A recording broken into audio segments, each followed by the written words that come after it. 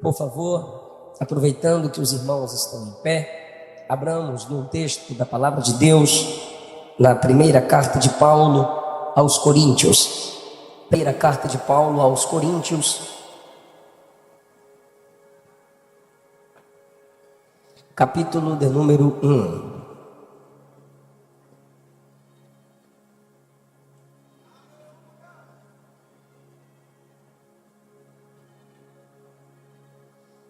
Glória a Jesus. Glória a Jesus. Primeira carta de Paulo aos Coríntios, no capítulo de número 1. Leiamos, por favor, a partir do versículo 1, que diz assim: Paulo, chamado apóstolo de Jesus Cristo pela vontade de Deus, e o irmão Sóstenes, à igreja de Deus que está em Corinto, aos santificados em Cristo Jesus, chamados santos, com todos os que em todo lugar invocam o nome de nosso Senhor Jesus Cristo, Senhor deles e nosso. Graça e paz da parte de Deus nosso Pai e do Senhor Jesus Cristo. Sempre dou graças ao meu Deus por vós, pela graça de Deus que vos foi dada em Jesus Cristo, porque em tudo fostes enriquecidos nele, e em toda a palavra e em todo o conhecimento, como foi mesmo o testemunho de Cristo confirmado entre vós. Assentai-vos, por favor, queridos, louvando e pregando o Evangelho. Queridos, eu quero falar com vocês subordinado a um tema: a palavra de Deus, a Assembleia de Deus aqui reunida. Prometo a vocês, ou garanto a vocês, que eu não vim aqui com aquela preocupação de ouvir de todos aquele barulho maravilhoso que nós tanto amamos.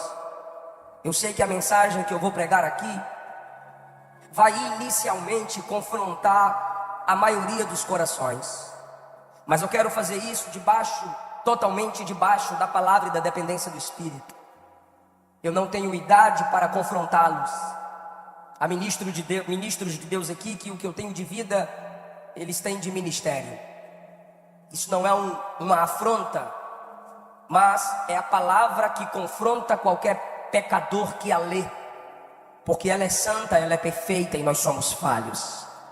A palavra, como disse Tiago, é o espelho, e quando nós meditamos na palavra, ela nos mostra quais as áreas em nós precisam de transformação. Depois da minha pregação lá fora, tem o livro Princípios da Liderança de Paulo. Eu tenho um outro livro que é uma introdução bíblica para conhecer a Bíblia, desenvolvendo uma compreensão da Bíblia livro por livro em 52 semanas. Qualquer texto que você tenha lido, é necessário saber quem escreveu, por que escreveu, para quem escreveu e qual a mensagem principal daquele livro. Eu trabalho isso e te ajudo a compreender em 52 semanas. E o último livro que lancei, Deus Fala em Gênesis. Esse livro faz parte de uma coleção que eu estou lançando no Antigo Testamento. Deus fala em Êxodo, Deus fala em Levítico e assim sucessivamente. É uma abordagem expositiva de cada capítulo, capítulo por capítulo, tema, introdução, esboços, tópicos, comentários e cada conclusão apontando para Cristo Jesus, pois é o Novo Testamento que interpreta o Antigo Testamento. Eu sei que é uma ferramenta válida para os ministros de Deus. No site, cada livro custa R$ 69 a R$ 79. Eu vou vender cada livro a R$ 50. Eu estarei lá na porta para atender os irmãos que assim desejarem adquirir. Muito obrigado pelo retorno. Esta carta tem para o nosso tempo conselhos poderosos. Estudar a primeira carta de Paulo aos Coríntios é fazer um diagnóstico da igreja atual. Começar a leitura pelo capítulo 1 é estender diante de nós um espelho. Há uma igreja que Paulo plantou pela graça do Senhor Jesus. Ele escreveu esta carta para repreendê-la e corrigi-la. Ele cita o nome de quem passou as informações dos problemas daquela igreja a ele, a partir do versículo 11. Ele diz que a respeito da igreja local em Corinto, pois o início da carta é para todas as igrejas de Deus. Mas quando ele especifica o alvo da carta, ele diz: a respeito de vocês me foi comunicado pelos da família de Cloe que há contendas entre vós. Paulo é extraordinário em citar o nome dos que trouxeram a ele a denúncia. Paulo é corajoso em enfatizar o nome da família que congrega em Corinto, mas trouxe a ele um problema que estava acontecendo numa igreja local. Se Paulo é capaz de citar o nome, é porque ninguém pediu segredo. A transparência faz parte de uma igreja saudável. Se em nossas comunicações não pedíssemos tantos segredos, menos máscaras e divisões haveriam entre nós. A família de Cloe denuncia as contendas na igreja. Haviam facções dentro da igreja em Corinto. Um grupo dizia: eu sou de Paulo. Esse grupo preferia a liderança do apóstolo Paulo em suas pregações, pois por ele ser o mestre que, quem sabe, plantou aquela igreja ali. Outro grupo, que era mais chegado a uma boa dicção ou oratória, dizia: eu sou crente no pastor Apolo, eu gosto do pastor Apolo. Se o pastor Apolo sair da igreja, eu também saio. Aquele tipo de crente que diz: não, eu prefiro o pastor Pedro, porque Pedro gosta dos judaizantes e dá apoio ao judaísmo. E o pastor Pedro é estressado, é para frente, é pastor autoritário. Eu sou crente no pastor Pedro. E tem o pior grupo na igreja em Corinto que dizia: não, eu sou de Cristo. Esse é o pior grupo. É o grupo na igreja que não respeita a autoridade de ninguém, que não se submete à liderança de ninguém. E esses grupos, formando facções dentro da igreja, preocupam o apóstolo Paulo. E ele cita o nome de quem levou a ele aquele problema. Por quê? Porque ele sabe que não teria ali na igreja alguém olhando para essa irmã, sabendo que o problema é sério. O problema foi entregue a quem poderia resolver o problema. E quando o problema é passado a quem pode resolvê-lo, aqui não temos uma fofoca, nós temos uma denúncia. Nós temos um padrão que precisa ser respeitado. E o padrão que precisa ser respeitado é esse: a igreja é salva em um único nome: Jesus.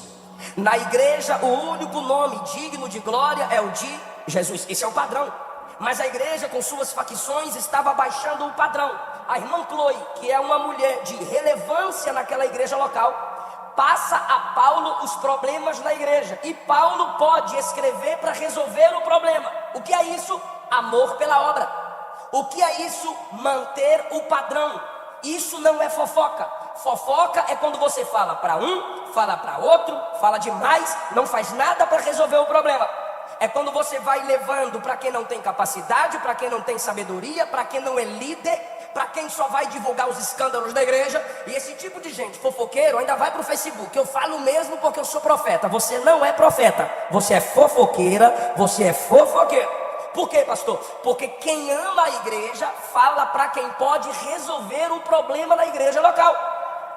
Se você sabe de pecados na igreja local, ou no grupo que você canta, ou lidera, ou faz parte, e você não leva isso à liderança, você também é culpado por aquele pecado.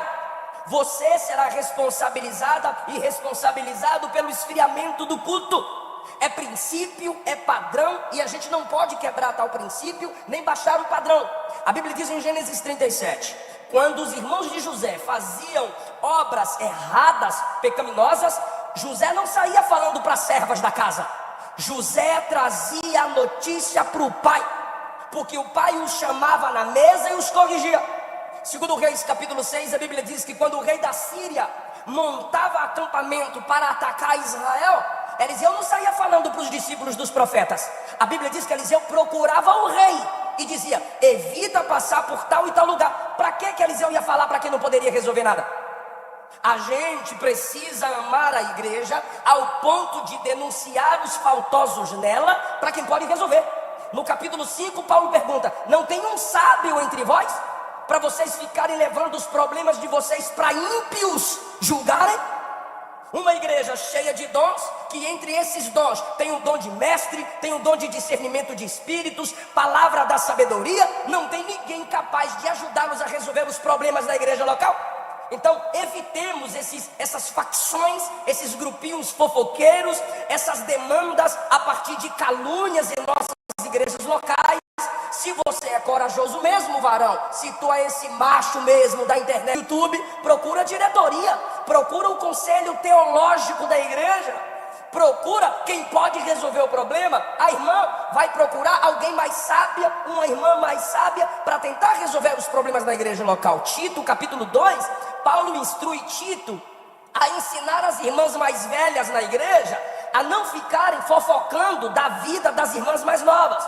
Paulo diz em Tito 2, que as irmãs mais velhas devem chamar as irmãs e exortá-las a serem boas donas de casa, a amarem seus maridos, a amarem seus filhos e a não viverem na prática do pecado da fofoca. Ou seja, não vai mudar nada na vida das meninas as irmãs ficarem criticando, zombando, fofocando. Vai mudar muita coisa as irmãs maduras, as mestras no bem, chamarem as irmãs mais novas, abrirem as escrituras. Se o pai dela não abre, a mãe dela não abre, a irmã mais madura no evangelho vai abrir as escrituras e ensinar as escrituras às mocinhas na igreja ou às recém-casadas que precisam ser instruídas. Para que fazer fofoca para quem não faz parte da igreja? Para que quando acaba o culto a gente sai jantando, o pastor chega no restaurante, nem engole direito, pastor me deu uma raiva hoje, ódio que eu estou aqui no meu coração. Os filhos estão percebendo essas mágoas, os filhos estão percebendo essas hipocrisias, os filhos estão percebendo tanta fofocaiada. Aí os meninos começam a crescer com raiva de pastor, começam a crescer com raiva de igreja, começam a crescer com raiva de evangelho, e você vai querer fazer campanha de libertação para Jesus amolecer um coração duro que foi você que endureceu. Então Paulo, ele cita o problema, o motivo da carta, ainda fala quem foi que falou para ele. Foi os da casa de Cloe que trouxeram para mim o que está acontecendo entre vocês. E agora eu vou escrever para vocês acabarem com esse problema aí. Ela não saiu fofocando, ela falou para o pastor da igreja, para que o pastor da igreja, que é uma autoridade estabelecida por Deus, para com sabedoria resolver os problemas locais, ele então escreve e ministra a sabedoria para que aqueles problemas fossem resolvidos. Dito isso, sabendo o motivo inicial da carta aos Coríntios, qual é a palavra de Deus, a Assembleia de Deus aqui reunida. Quem ainda quer ouvir, dá um aleluia. Então tá bom. Primeiro lugar, seu nome vale mais do que seu título. Se você abrir primeiro aos Coríntios 1, Paulo, vírgula, chamado para ser apóstolo. Segundo aos Coríntios, Paulo, chamado para ser apóstolo. Romanos 1, Paulo, chamado para ser apóstolo. E sucessivamente. Tem obreiros, tem homens de Deus, sinceros, mas que se sentem ofendidos se alguém primariamente chamá-lo pelo nome e depois chamá-lo pelo título. Eu já fui autografar livros que homens e mulheres de Deus, quando eu pergunto o nome, o cara fala 5 títulos para chegar no nome, quando na verdade seu nome é mais importante do que seu título. Veja, versículo 1, Paulo chamado apóstolo. Primeiro não é apóstolo Paulo, pastor Eliseu, conferencista Eliseu. Não, Paulo apóstolo. Se eu sou um discípulo de Paulo, eu escreveria Eliseu pregador, Eliseu chamado para ser pregador, Eliseu co-pastor na Assembleia de Deus em Goiânia. Então às vezes nós nos esquecemos que o que está escrito no livro da vida não é o título. Existem momentos, queridos, que nós precisamos refletir que é o nome que está escrito no livro da vida. Por quê? Porque no reino de Deus o nome vale mais. O nome revela a sua identidade. A boa fama é melhor do que títulos que às vezes disfarçam nossas falhas.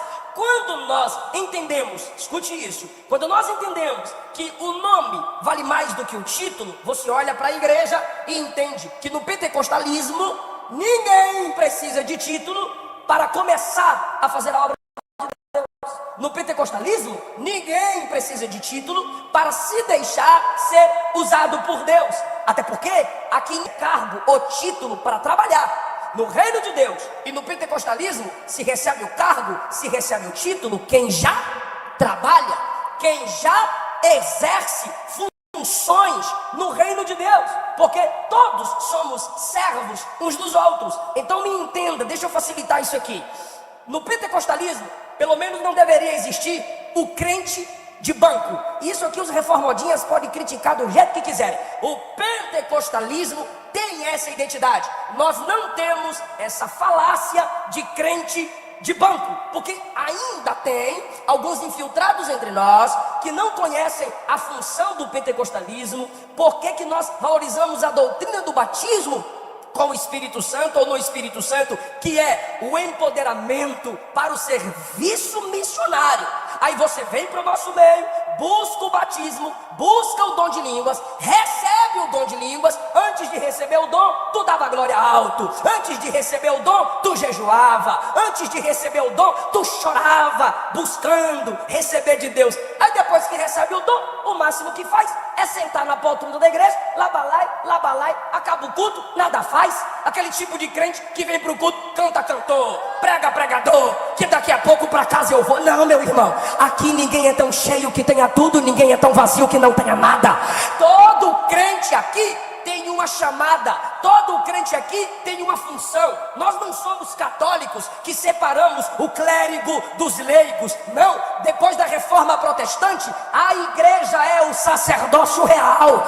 Todo mundo aqui pode trabalhar. Nós não somos como aqueles que dizem, espera ser reverendo para começar a pregar. A Assembleia de Deus não, meu irmão. Aceitou Jesus no domingo, na terça já está na praça dizendo, Jesus salva, Jesus cura, Jesus batiza com o Espírito Santo, breve vem.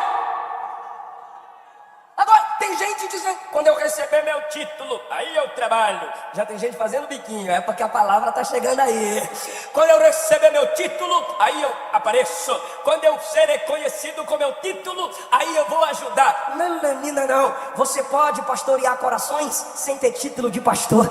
Você pode ajudar a plantar igrejas sem ser chamado de apóstolo. Você pode ajudar na escola dominical sem ter o título de mestre. Você pode profetizar as canções bíblicas, profetizando em forma de canto, sem ter título de profeta. Vou provar na Bíblia. Quando Eli, 1 Samuel 3, reconheceu o chamado de Samuel, Deus já tinha chamado Samuel 3 vezes. Quando as tribos de Israel reconheceram Davi como rei, ele já tinha sido ungido dentro de casa pelo profeta Samuel. Homens não ungem, homens não consagram, homens reconhecem quem Deus já ungiu, homens reconhecem quem Deus já consagrou.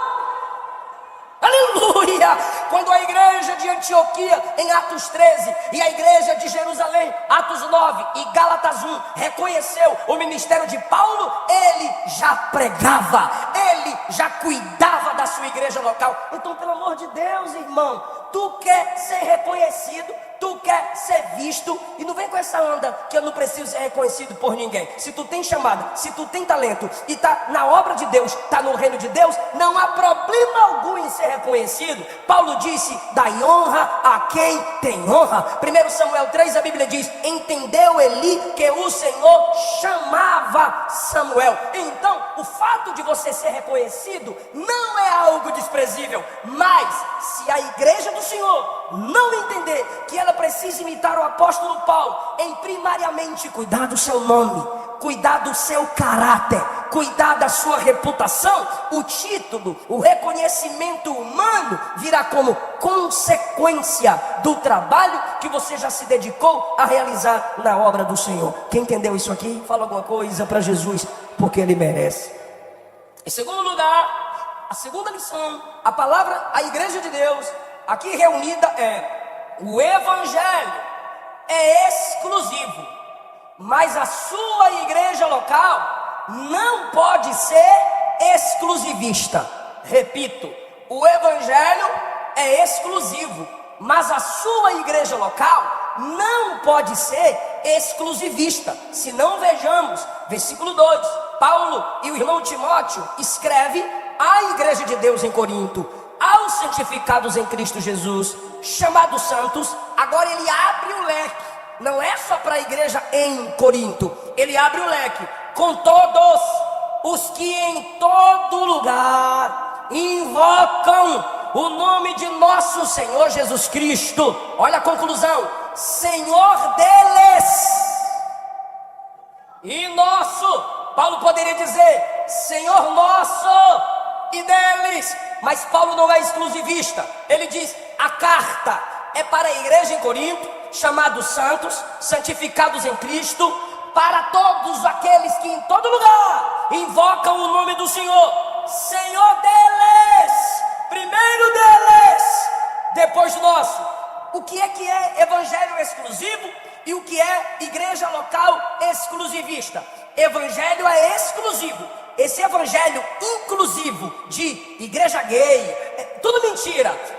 O homossexual vai ser salvo, mas não vai reinar. Mentira do capeta. Essas igrejas inclusivas são aglomerados de pessoas que não se arrependeram, que não passaram pela porta estreita. O evangelho não é inclusivo no sentido imoral. O evangelho é exclusivo para quem passou pela porta estreita, para quem nasceu de novo, para quem abandonou sua vida de pecado pelo poder do evangelho. A igreja concorda que o evangelho é exclusivo? Amém? O evangelho é exclusivo. Só há um nome que salva, só há uma graça que salva, só existe um mediador entre Deus e os homens. O evangelho é exclusivo, mas a minha igreja local não pode ser exclusivista. Irmão, exclusivismo congregacional é coisa de seita, e nós pentecostais não somos uma seita. Mormons, seita,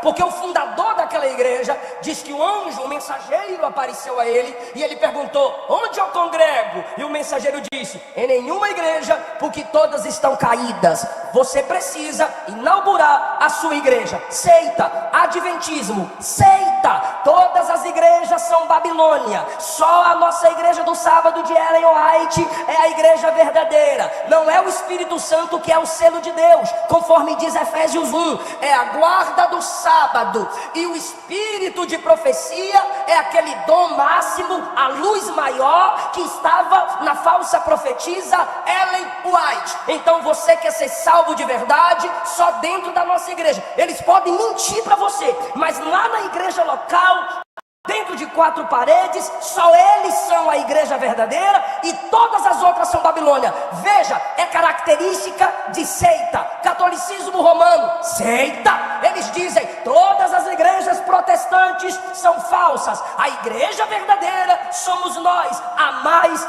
antiga. Evangelho é exclusivo. A ação local não pode ser exclusivista. Agora, o que é o crente exclusivista? Deus só salva aqui. Veja as lives desses profetas e profetisas de Pix. Olha a pergunta retórica deles. Veja se acontece nessas igrejas o que está acontecendo aqui no nosso meio. Veja as placas dessas igrejas neopentecostais. Aqui Jesus fala, aqui é o lugar da bênção, aqui dá um endereço ainda, aqui é o lugar do milagre, como se no outro lugar Jesus não fizesse. O crente que diz Deus só salva aqui é exclusivista. A igreja que diz Jesus só opera aqui é exclusivista. E se você pensa que só quem é pentecostal tem o Espírito Santo, você está errado. Você é exclusivista.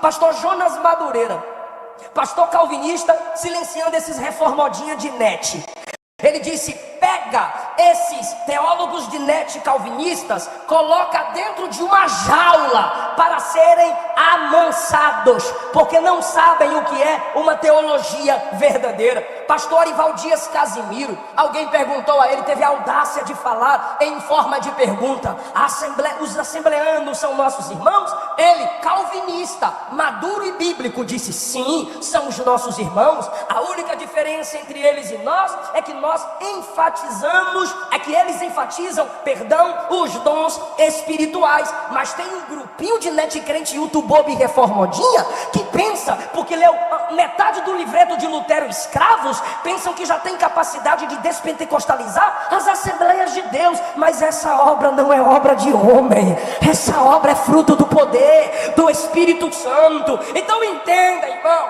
o Evangelho é exclusivo, sua igreja local não. E eu não estou dizendo que placa não tem nada a ver.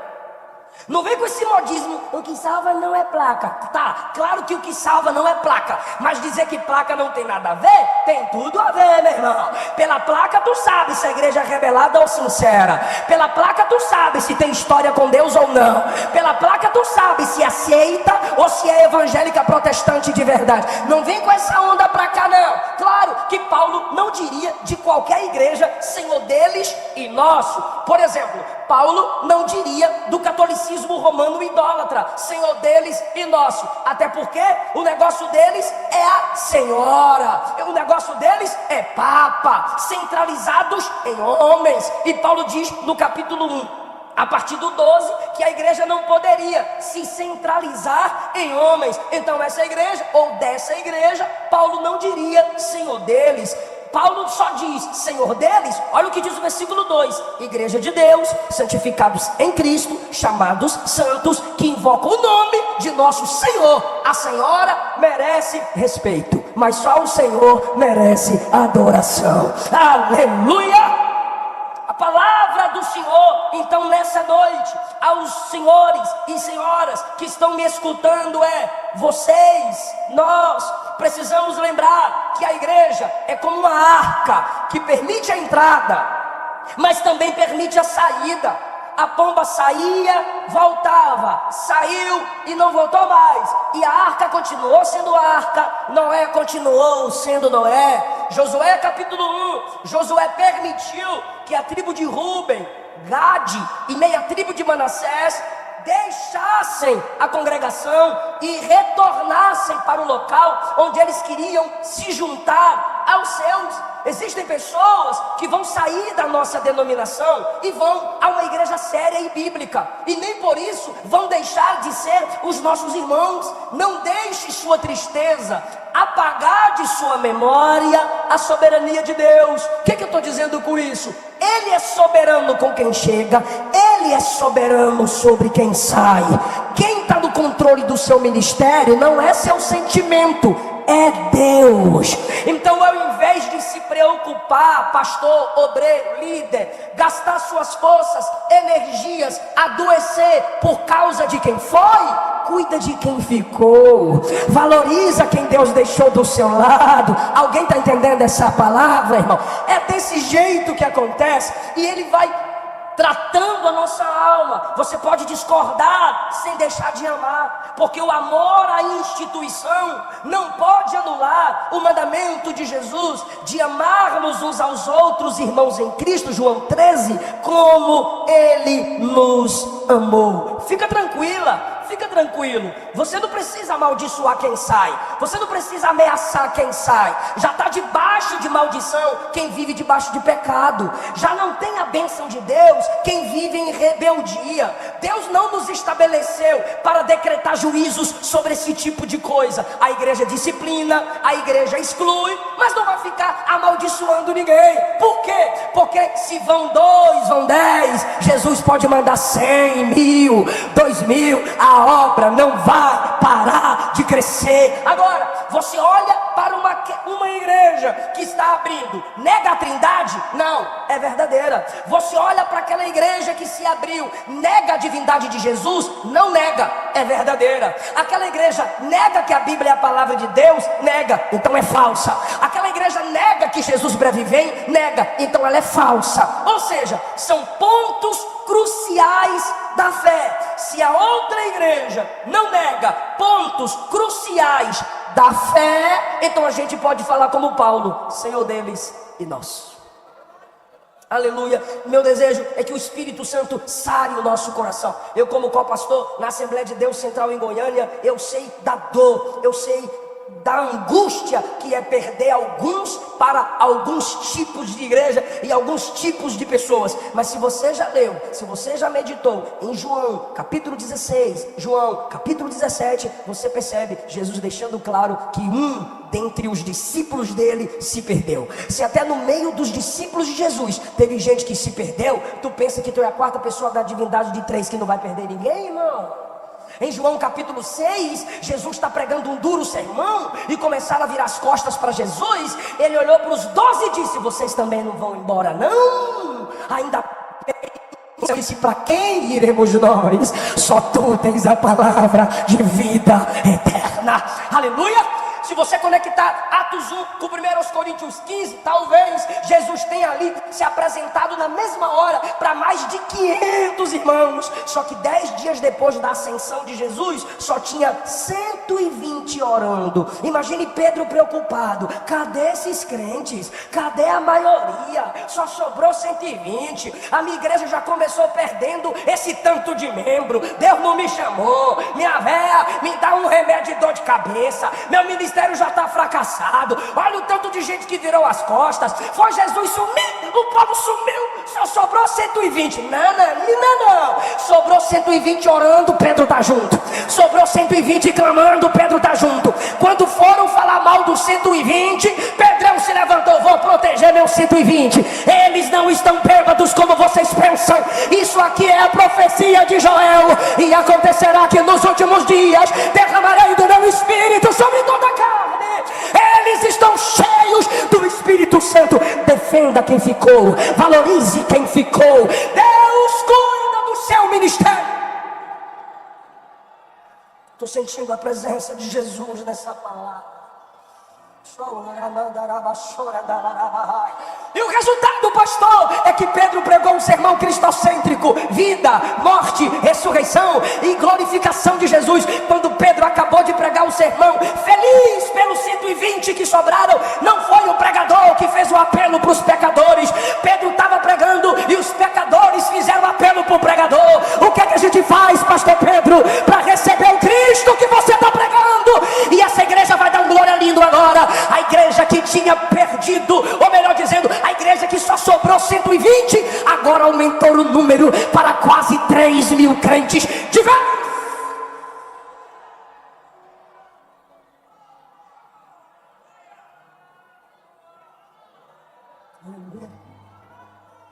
Aleluia. Aleluia. Se a humildade de Cristo está em seu caráter, levante a mão comigo, por favor. Diga: Senhor deles e nós.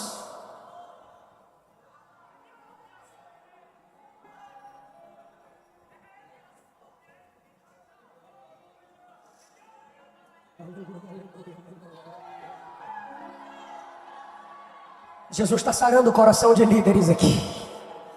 Aleluia, aleluia, aleluia. Já pensou se Jesus fica lá: Judas, perdemos Judas, perdemos Judas, e xinga Judas, e amaldiçoa Judas. Não, meu irmão, Jesus continuou na sua postura, o colégio apostólico continuou na sua postura. Veio Matias e depois veio o fraquinho, Paulo.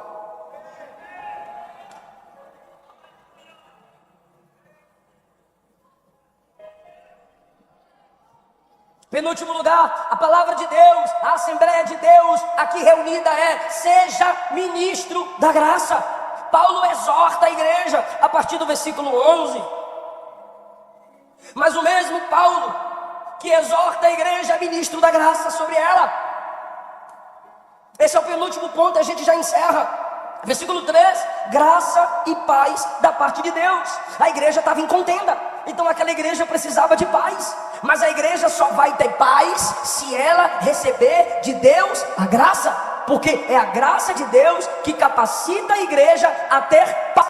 Ou seja, se Paulo não é um pregador transformado pela graça, e esse é um erro nosso pentecostais, a gente pode ser conservador sem ser destruidor. reformadinha vir falar bobagem para nós, a gente não aceita não. Agora de assembleando para assembleando, a gente aceita. Então, segure essa. Nós estamos pregando mensagens legalistas, mensagens moralistas. A gente assume a tribuna e fala: isso está errado, isso é pecado, isso não pode. Aí parece que vejo o público perguntando. Primeira pergunta do público: por quê? E a nossa pregação responde isso aqui, ó: porque eu estou falando que é pecado. Ou se o público pergunta: como eu vou me libertar disso? Como eu serei transformada? Como eu deixo esse pecado? A gente vai dizer o quê? Não sei. Você tem que saber que isso é errado, que isso é pecado. Então a gente erra. Dois erros no público que nos escuta. O primeiro erro é: se o pastor está pregando sobre um pecado que a irmã B comete e o irmão A não comete, o irmão A, ouvindo o pecado que a irmã B comete, sabe o que ele vai dizer? Fala Deus. Fala Deus. Ou seja, a irmã B vai ficar triste. Ele está falando que eu estou errada. Eu estou errada, mas eu não consigo mudar. Qual é o caminho que eu posso tomar? Mas a gente não apresentou a graça. A gente só repreendeu e não corrigiu. A gente só bateu e não apresentou a mudança, irmão. Por exemplo, eu estou aqui dando o tópico da mensagem e vou para o texto, porque é o texto que nos corrige, não meu próprio pensamento. Aí, quais são os dois erros que nós geramos numa pregação como essa? A irmã B sai triste: meu Deus, estou em pecado, é melhor desviar, vou para a igreja, mas não, eu não consigo vencer essa falha. E o irmão A, que não comete aquele erro: isso aí, eu sou santão, só eu sou o anjo nessa igreja, o povo tem que aprender comigo, que o pastor pregou aí, eu sou certinho, eu sou Daniel, Moisés, Paulo, eu sou o Jesusinho. Uma saiu acabada e o outro saiu soberbo. Culpa do nosso pregador, culpa da nossa pregação, porque nós não ministramos a graça. Vou dar um exemplo: se não é a graça capacitando, ninguém vai ter mudança na sua vida, no seu caráter. Olha Efésios, a partir do capítulo 4. Só me escute, por favor. Paulo, corrigindo a igreja, ele vai repreender e corrigir. Versículo de número 27. Não deis lugar ao diabo. Isso aqui não é para ímpio não, é para a igreja. E tem igreja que dá lugar para o capeta. É Paulo que está falando para a igreja: não deis lugar ao diabo. É Paulo que está dizendo. Aí, irmão, ele vai mostrar quais são as características de uma igreja que dá lugar ao diabo. Crente roubando uns aos outros, compra e não paga, pede emprestado e não paga, é roubo. Aí ele diz no 28: aquele que furtava, não furte mais. Ele está repreendendo: irmão, roubar é pecado, irmão, furtar é pecado. Tá, pastor Paulo, e o que é que eu faço então para parar de roubar? Ó, graça: trabalhe fazendo com as mãos o que é bom, para ter o que repartir com quem não tem.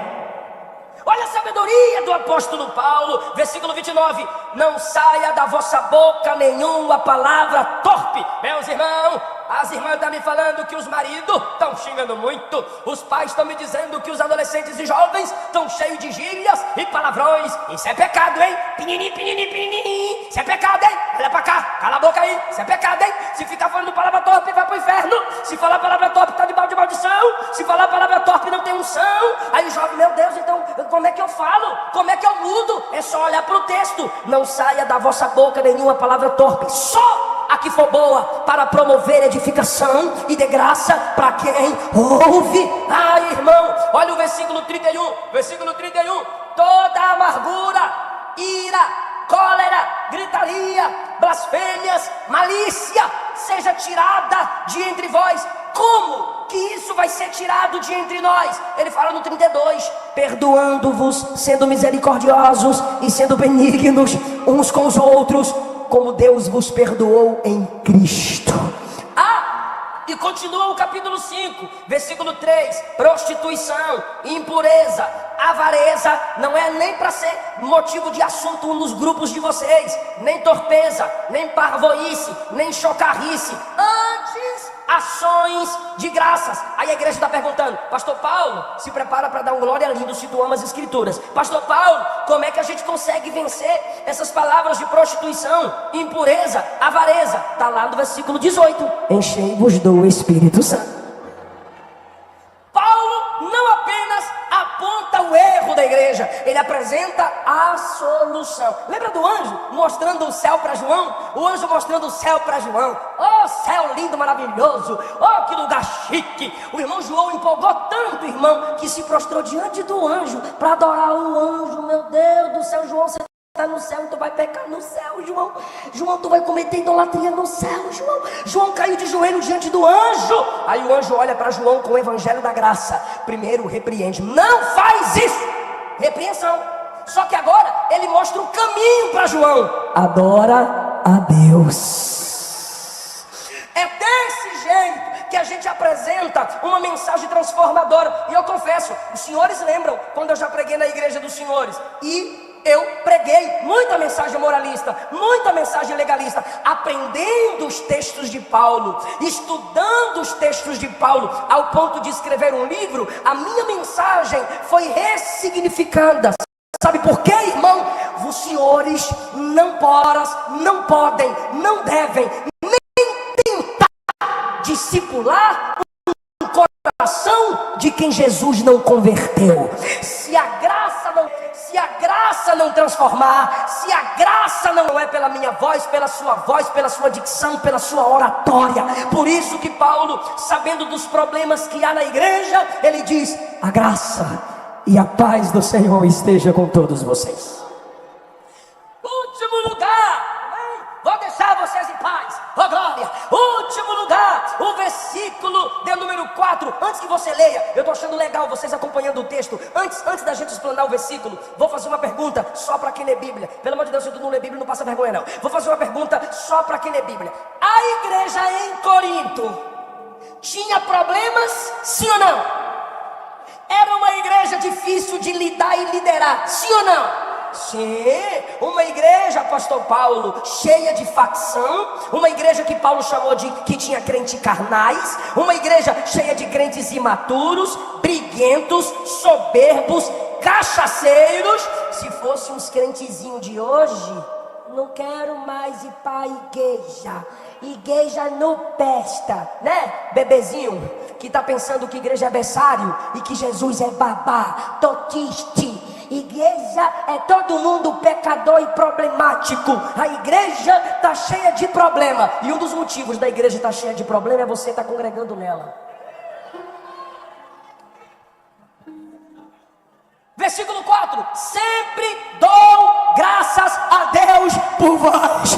Paulo, essa igreja é muito carnal, eu dou graças a Deus por ela. Paulo, a igreja é cheia de problemas, eu dou graças a Deus por ela. Lá tem problema, mas a graça está salvando, a graça de Deus está libertando, o evangelho está transformando vidas lá. Então, pelo amor de Deus, para de ficar focando nos problemas da igreja. Essa igreja está com problema na lâmpada, essa igreja está com problema no ar, essa igreja está com problema no sonoplasta. Tadinho, bichinho sofre. Essa igreja está com problema na vice-presidência. E teu problema é na língua. Vaza dela e ela vai ficar melhor sem você. Por quê? Porque você é só fofoqueira dos problemas da igreja. Agora ainda tem gente que ama o evangelho, ainda tem gente que ama a igreja, ainda tem gente que está congregando nela e diz: eu não vou desistir da igreja. A igreja, com todos os seus problemas, é a única representatividade legal de Jesus na terra. Aleluia! A igreja precisa de você tanto quanto você precisa dela. E eu vou mais, você precisa mais dela do que ela sem você. Porque a igreja é um corpo. Ampute minha mão e eu continuarei andando. Ampute um pé, eu continuarei existindo. Um membro fora do corpo apodrece. O corpo sem um membro continua vivo. É você que precisa do corpo de Cristo para se manter. Somos nós quem precisamos da comunhão dos santos. Imagine, irmão, você tristinho com a igreja. Jesus, filho de Davi, tem misericórdia de mim. Jesus pregava andando, irmão. Jesus está pregando e a multidão está ouvindo Jesus pregar. Aí tu está ouvindo a palavra, as famílias querendo ouvir Jesus pregar e o cego gritando, perturbando: Jesus, filho de Davi. O que a igreja faz? Cala a boca, Jesus está pregando, reverência. Cala a boca, ele não vai te ouvir. Jesus, ele aumentava a voz, irmão, e Jesus andava pregando e ele gritando: Jesus, Jesus, tem misericórdia de mim. Foi o povo que ouvia Jesus pregar que mandou o cego calar. Vou repetir, o povo que ouvia a palavra de Jesus mandou o cego calar. Só mais uma, o povo que ouvia a palavra de Jesus, o amor, mandou o cego calar a boca. Igualzinho nós somos o povo que ouve Jesus pregar e mesmo assim machucamos os nossos irmãos.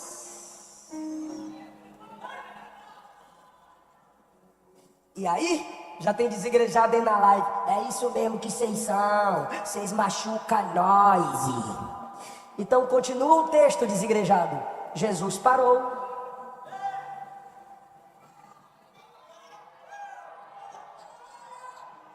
Jesus não foi lá, pastor Nerildo, buscar o cego. Jesus parou, pastor Erivaldo, olhou para a multidão. Chama ele. Imagine se o cego fosse igual esses crentes Nutella. A mesma multidão dizendo, calma, ele está te ouvindo. Se ele fosse Nutella, não quero ouvir vocês. Vocês mandaram eu calar a boca. Vocês tiraram a vez de eu. Vocês machucaram meu coração. Vocês me deixaram do jeito que eu estava. Não! A mesma multidão que mandou calar, Jesus fez voltar e disse, chama. A multidão disse, o mestre te chama. Ele disse, obrigado, estou indo lá. Ai, irmão, a igreja fere, mas não tem outro lugar. É ela que sara. Eu vou repetir que tem gente assustada. A igreja fere e machuca porque é feita de gente, mas é ela que também vai te sarar. É ela que vai sarar você que está me escutando. Para com essa mágoa, para com essa tristeza, com esse tanto de xingamento. Respeita a noiva do Cordeiro. Só o noivo vai santificar a noiva totalmente. Só o noivo vai tirar as poeiras das vestes da noiva. Mas acredite se quiser, é na igreja que está a palavra da mudança na sua vida. Quando você vê essa geraçãozinha de coach que está querendo ser pregadores. Olha, isso aqui é a religião que diz, mas eu digo isso. Olha, a igreja diz isso, mas sou eu que digo isso. Como assim? Você tem mais autoridade do que a igreja? Quem é você para ter autoridade do que uma igreja que tem mais de 2000 anos de história? Quem é você para se sobrepor à igreja que nos deu a palavra, que escreveu a palavra, que preservou a palavra? Cala a boca, senta, aprende com a igreja. Paulo disse que a igreja do Deus vivo, ela é coluna e baluarte da verdade. Tá vendo isso aqui? Coluna, a coluna eleva. Gostei do aleluia. A igreja é coluna porque ela eleva a verdade. E a igreja é baluarte, fundamento. Quando alguém quer aparecer demais, a igreja vem e tome-lhe Bíblia. E quem vem fazer parte da igreja percebe que ela está sustentando o verdadeiro evangelho, a verdadeira pregação, mesmo sem aparecer. A igreja continua sustentando o evangelho. O filho te leva ao Pai, a igreja te conduz a Cristo. Isso corrige o coração dos feridos. Isso sara o coração dos feridos e responsabiliza quem está sarado. Nós temos que viver de tal forma que o mundo veja em nós os sustentáculos da verdade. Fiquemos em pé.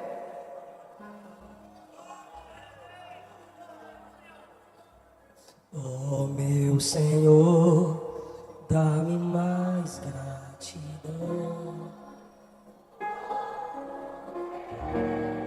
Tu fizeste isso.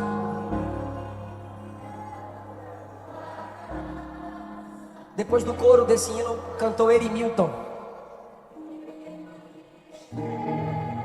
Quem pode dar graças a Deus pela igreja, faça isso.